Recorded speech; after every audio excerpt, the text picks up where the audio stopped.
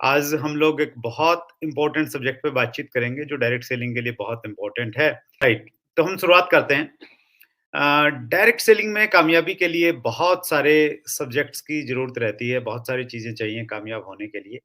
Initially तो हमें basics को फ़ॉलो करना होता है। 6 बेसिक होते हैं, कहीं 5 बेसिक, कहीं सी कंपनी में 7 और 8 बेसिक्स भी रहते हैं। बेसिक्स का मकसद एक ही होता है कि उनको फ़ॉलो करके हम अपनी टीम को बिल्ड कर सकें, अपने नेटवर्क को बिल्ड कर सकें। तो बेसिक्स में क्या रहता है? बेसिक्स में ज़्यादातर ये रहता है कि आपने 100% प्रोडक्ट यूज़ करना है और उसके बाद में फिर रहता है कि आपने अपने सपनों की और अपने जानकार लोगों की सूची बनानी है, लिस्ट बनानी है।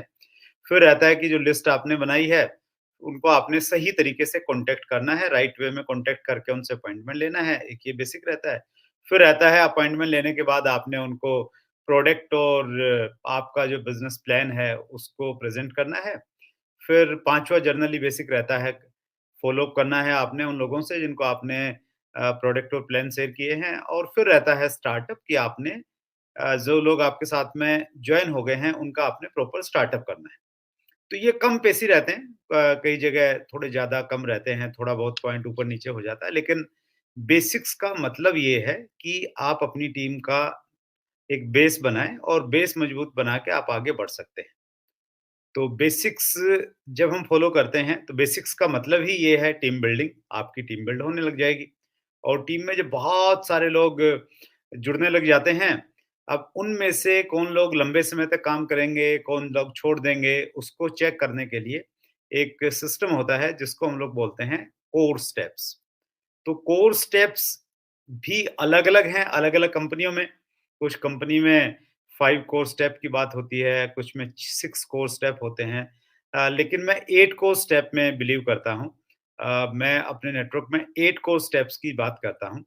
8 कोर स्टेप इसलिए बनाए जाते हैं ताकि 2 मकसद होते हैं। पहला मकसद ये होता है कि आपकी टीम में जो बहुत सारे लोग अभी जुड़ गए हैं, उनमें से आप कमिटेड साथियों को पहचान सकें। कौन से साथी हैं जो कमिटमेंट के साथ में काम कर रहे हैं या लॉन्ग टाइम में आपके साथ में काम करते रहेंगे।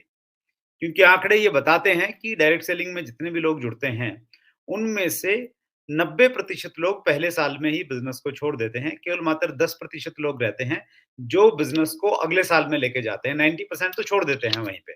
तो वो 10% कौन से रहेंगे?